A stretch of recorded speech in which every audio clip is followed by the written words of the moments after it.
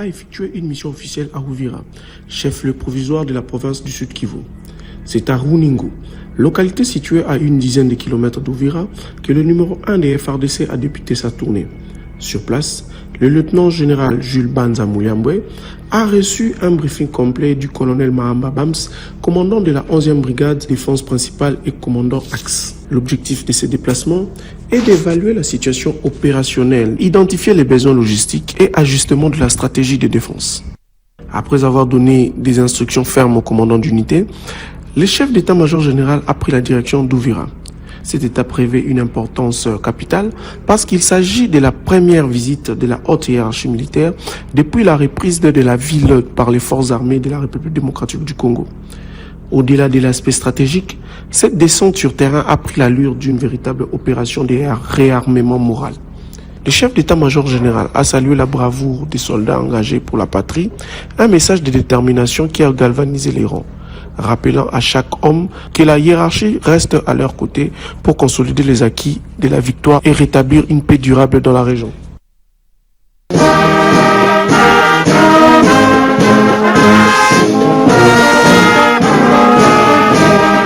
Après le Collège des hautes études de stratégie et de défense, CHESD, et la réserve armée à la défense, RAD, l'inspectorat général des forces armées de la République démocratique du Congo a procédé ce lundi 23 février 2026 sur instruction du vice-premier ministre, ministre de la Défense nationale et ancien combattant, au lancement des contrôles des gestionnaires des structures médicales du corps de santé militaire. Cette mission de contrôle a débuté par une cérémonie d'ouverture tenue par l'inspecteur général des forces armées de la République démocratique du Congo, le général d'armée Amissi Kumba Gabriel, qui a donné l'ego à l'état-major du corps de santé militaire situé au camp lieutenant-colonel Kokolo, devant plusieurs officiers gestionnaires des structures médicales. Cette mission a pour objectif la vérification de la traçabilité de la gestion des fonds, la conformité et la régularité par rapport au budget alloué par la hiérarchie, afin d'assumer les soins appropriés aux militaires et à leurs dépendants, de veiller à la gestion rationnelle et objective des fonds et d'autres moyens que l'État met à la disposition de l'armée pour mieux remplir ses missions régaliennes.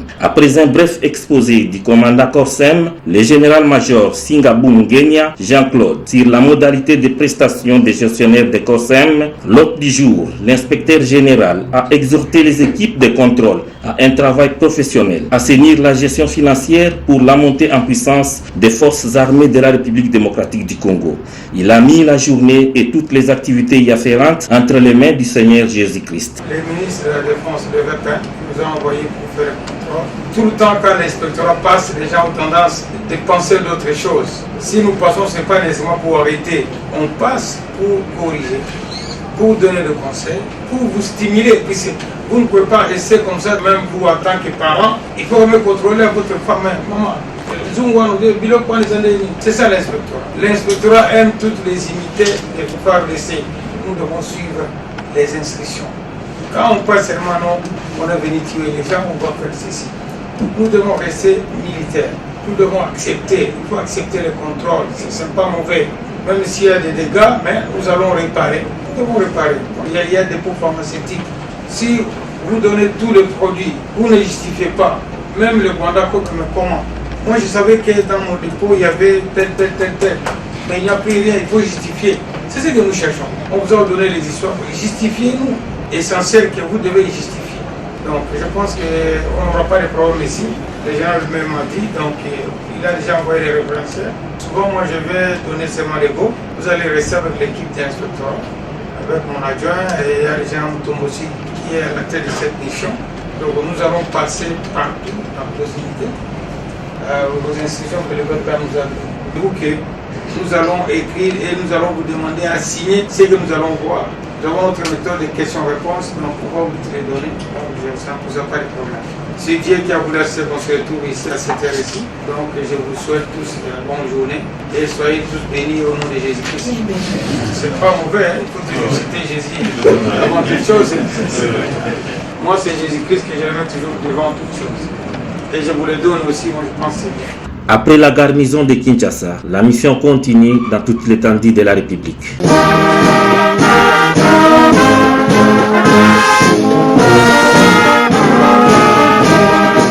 Dans son intervention, le chef d'état-major général des FARDC en charge des opérations peint les tableaux de la réponse de l'armée congolaise et ses partenaires, dont la MONUSCO et UPDF de l'Ouganda, notamment au travers l'opération Ushuja, l'appui logistique et en formation de la MONUSCO qui par ailleurs a démontré que la désinformation crée un lit pour l'ADF et divise les communautés d'avec leurs dirigeants. Pendant ce temps, le représentant du ministère congolais en charge de l'intérieur ont montré la lutte contre l'ADF et son expansion à la base à travers le décret numéro 22/44 du 6 décembre 2026. Les ADF que vous voyez là, nous devons les défaire coûte que coûte.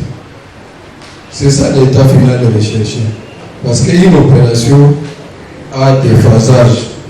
Quand vous commencez une opération, vous devez suivre toutes les phases d'une opération.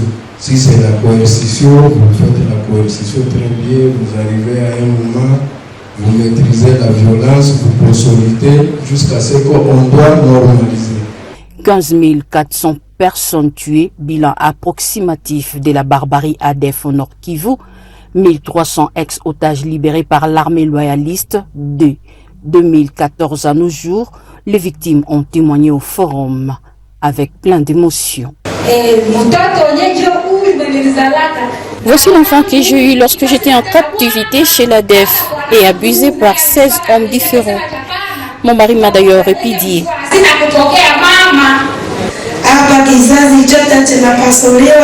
Moi de ma part, Dieu me file.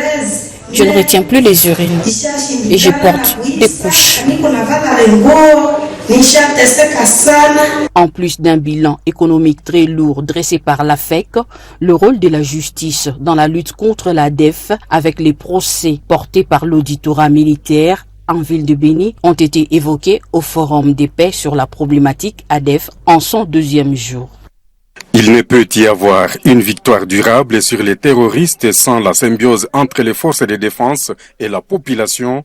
C'est ce qu'a soutenu le chef d'état-major général adjoint des FARDC en charge des opérations et renseignements dans son exposé fait au cours du Forum provincial de paix axé sur la problématique des ADF au Nord Kivu et à Ituri, lequel forum s'est déroulé à Béniville du lundi 23 au mercredi 25 février 2026. Répondant aux préoccupations soulevées par les participants, le lieutenant-général Itali Gonza Jacques a dévoilé les avancées technico-opérationnelles enregistrées au sein des FARDC tout en décortiquant la complexité du terrain. Le numéro 2 des FARDC a rassuré la population de la montée en puissance de l'armée loyaliste et la coordination des opérations sur les fronts. En quelques mots, je dois vous dire ceci. Ce qui est précieux doit être défendu. La République démocratique du Congo est précieuse. Ne regardez pas seulement les minéraux critiques, ne regardez pas le cacao, ne regardez pas les terres. Tout ça, ça lui fait d'être une république précieuse. Et ça doit être défendu. Et ça doit être défendu par qui? Par nous-mêmes.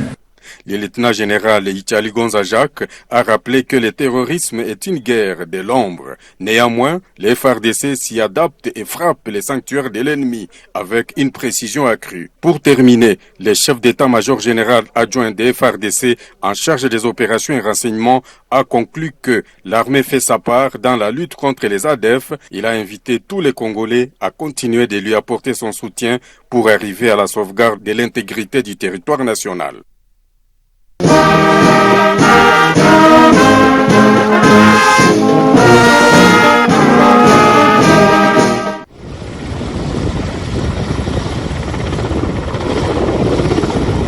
Une délégation de l'état-major général de FARDC, conduite par le général-major Chico Chitombwe Jérôme, commandant de la première zone de défense, a effectué pendant près de 2 mois une mission à l'est de l'RDC pour palper du doigt la situation réelle sur le terrain et apporter les messages d'encouragement du président de la République, chef de l'État et commandant suprême de FARDC, Félix-Antoine Tshisekedi Tshilombo, aux militaires déployés sur les différentes lignes de front. Cette tournée a emmené le général-major Chico Chitombwe et sa délégation à Kalemi dans la province de Tanganyika, à Bunia dans la province de l'Ituri.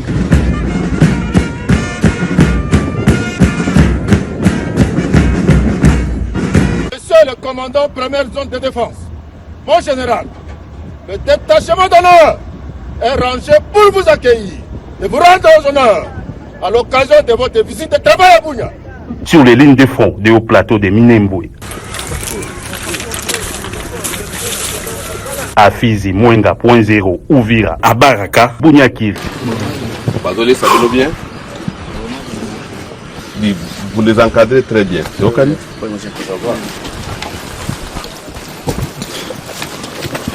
Pinga, dans la province du Sud Kivu, à Beni, à Butembo.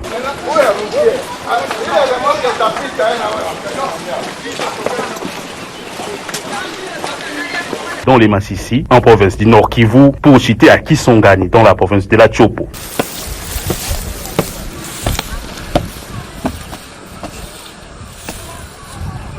Monsieur le commandant, première zone de défense et chef de la nation, chargé d'évaluation OPS. Les détachements d'honneur du secteur opérationnel Sokolade Nord-Sud Kivu est rangé pour vous accueillir et vous rendre les honneurs à l'occasion de votre visite de travail. Au cours de son itinérance, le général-major Chico Jérôme a échangé au niveau tactique avec tous les militaires déployés dans les zones de combat, ainsi que les différents commandants, afin de s'imprégner des difficultés réelles auxquelles ils sont confrontés et dans les soucis de répondre au GV de la plus haute hiérarchie, à savoir l'amélioration des conditions et les renforcements des capacités opérationnelles sur les terrains afin de répondre les territoires occupés. Nous nous connaissons très bien et j'aimerais que nous puissions parler entre nous, officiers des forces armées.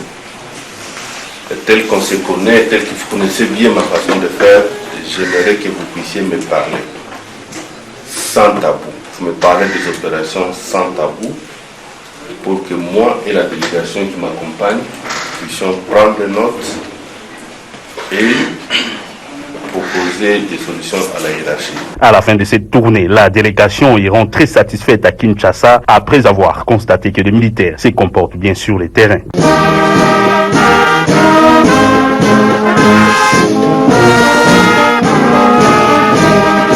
Le général-major Massi Bamba Albert, commandant du corps de protection des parcs nationaux et des aires protégées, a effectué du 13 au 16 février dernier une mission d'inspection au parc des Salonga situé au cœur du bassin du Congo. À son retour à Kinshasa, le général-major Massi Bamba Albert a fait la restitution de sa mission au micro du service de communication et d'information des FARDC. Dans son propos, le commandant corps PPN a énuméré les défis sécuritaires auxquels sont confrontés ces parcs, parmi lesquels l'insuffisance des effectifs, les vieillissements des éco-gardes. Il ressort qu'à peine 135 éco-gardes sont commis à la garde de ces parcs importants de 36 000 km². Il a ainsi plaidé pour les recrutements d'au moins 800 éco-gardes pour assurer la sécurité de ces terres protégées et le renforcement des matériels d'ordonnancement. D'effectuer une mission sur recommandation du directeur général de l'ICCN pour évaluer la situation du parc de Salonga. J'avais commencé d'abord au parc de Lomami. Maintenant, c'était le tour du parc de Salonga, où nous avons trouvé beaucoup de problèmes. D'abord,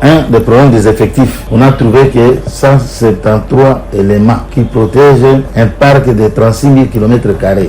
Imaginez que ce parc occupe presque 3-4 provinces. Jusqu'au Kassai, province de Bwende, province de Mandaka, même une partie de la province de Bandundu. Et nous avons trouvé là-bas des défis sécuritaires. Puisque avec un effectif de 173 personnes, vous ne pouvez pas assurer, d'où il y a nécessité de former beaucoup de gens, à peu près dans les 800 personnes, en termes militaires. Nous pouvons avoir un bataillon organique qui peut être installé là-bas pour protéger ces parcs. En conclusion, des défis aussi qu'on a constatés, et nous devons travailler avec la direction générale et notre l'état-major général et le ministère de la Défense pour le déploiement des corps PPN à travers tous les parcs nationaux.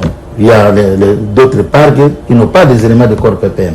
Vous avez le chef d'état-major général vient de créer des bases de Kija avancées pour protéger notre pays. Et là où le chef d'état-major a créé les Kija avancées, on a sollicité aussi que les détachements corps PPN doivent s'y trouver. Puisque quand il y a un problème dans les parcs, ce sont les détachements corps PPN qui doivent amener les FARDC à œuvrer facilement dans les parcs. Puisque nous avons tous les jours les situations sécuritaires de tous les parcs. Pour le courant vert, c'est d'ailleurs notre travail. Nous devons être là bien qu'on a lancé, nous avons quelques éléments au niveau des bénis, mais ce n'est pas encore suffisant. C'est pourquoi on sollicite le recrutement à un grand nombre des éco-gardes pour couvrir le couloir vert qui commence de Nord Kivu jusqu'à Kinshasa.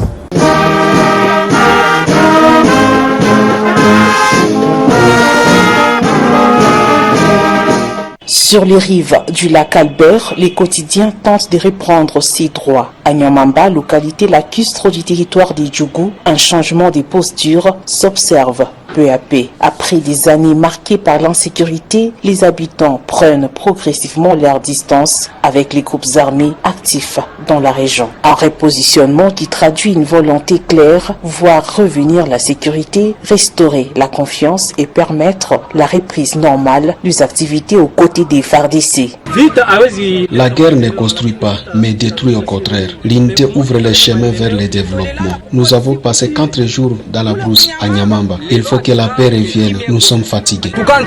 Dans cette entité stratégique du littoral du lac Albert, plusieurs habitants affirment leur volonté de rompre avec l'insécurité et d'accompagner les efforts de stabilisation. Un choix guidé par une priorité simple mais essentielle. Retrouver la paix et relancer la vie quotidienne, pêche, commerce, agriculture, pilier de l'économie locale. Une rébellion n'a sauvé l'Ituri et aucune ne sauvera l'Ituri aujourd'hui ou demain. Ceux qui ont détruit l'Ituri hier ne peuvent en être les sauver aujourd'hui. Nous appelons les FARDC au professionnalisme afin de renforcer la dynamique de paix et de rétablir définitivement l'autorité de l'État, notamment à Boulé, ainsi sur toute l'étendue littorale lac Albert. Sur les chemins vers la stabilité restent encore longs dans certains coins de l'Ituri. Les signaux venus du littoral du lac Albert sont révélateurs d'une évolution des mentalités. Car au-delà des opérations militaires, la paix durable dépend aussi d'un engagement collectif des communautés. À Nyamamba, tout comme à Tchomia et Kassenyi, certains habitants ont déjà fait leur choix, celui de la paix comme les vieux du développement. Dans cette dynamique, les autorités provinciales poursuivent également le renforcement du dispositif sécuritaire. Rappelons que les commandants des opérations et gouverneurs militaires de l'Ituri, le lieutenant-général Luboya Kashamadjouni, a récemment doté la force navale d'un patrouilleur moderne et équipé. Un outil stratégique destiné à renforcer la surveillance des eaux du lac Albert, sécuriser les activités lacustres et pérenniser la paix dans cette zone sensible.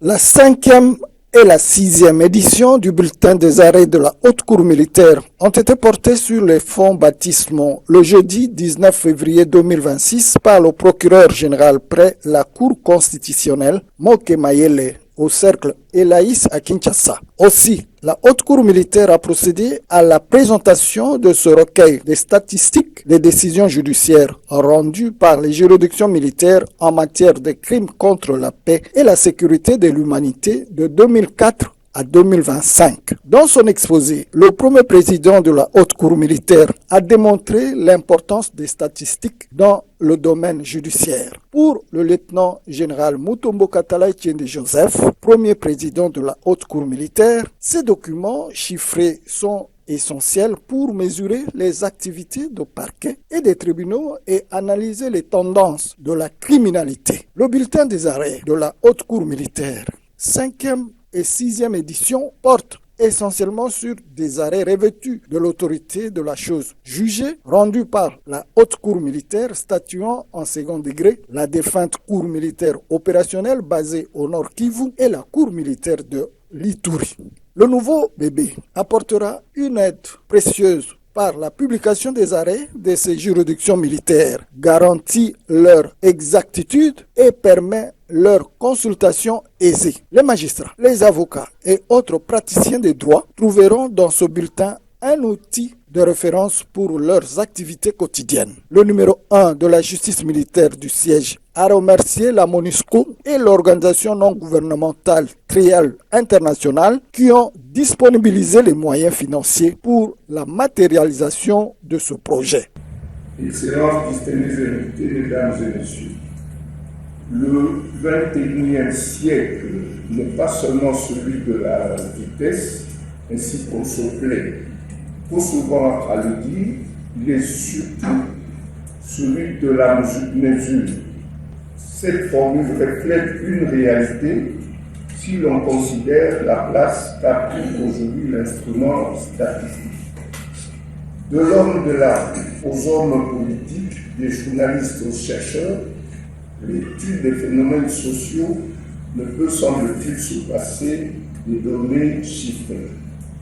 Et les statistiques, qui sont traditionnellement définies comme des documents chiffrés ayant pour but de dénombrer les individus et même, soit des éléments de production, soit des éléments en fait, sont devenus un outil, sinon incontournable, du moins incontourné des sciences sociales, grâce à une connaissance chiffrée de la criminalité légale. Une photo de famille a été prise à la fin de la cérémonie.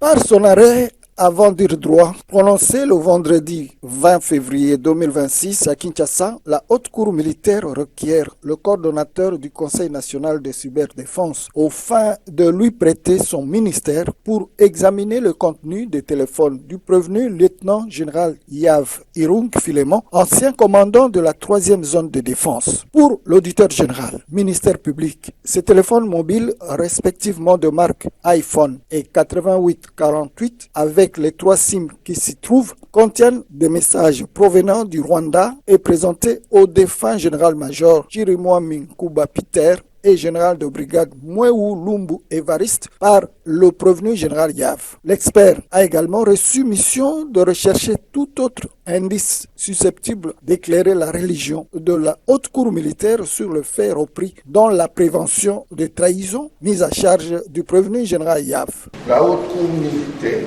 requérant Monsieur le coordonnateur du Conseil supérieur, du Conseil national plutôt de la cyberdéfense, au fin de nous prêter son ministère, et lui avons donné pour mission d'examiner le contenu de téléphone du convenu lieutenant-général Filemon Yav Irung, respectivement de marque iPhone et 8848, ainsi que les 3 SIM s'y trouvant, et y rechercher tout message en rapport avec la prévention de trahison mis à sa charge. Y rechercher aussi tout autre indice susceptible d'éclairer la justice sur les faits repris dans la prévention de trahison, exécution conforme à la loi. L'audience a été renvoyée au 12 mars 2026.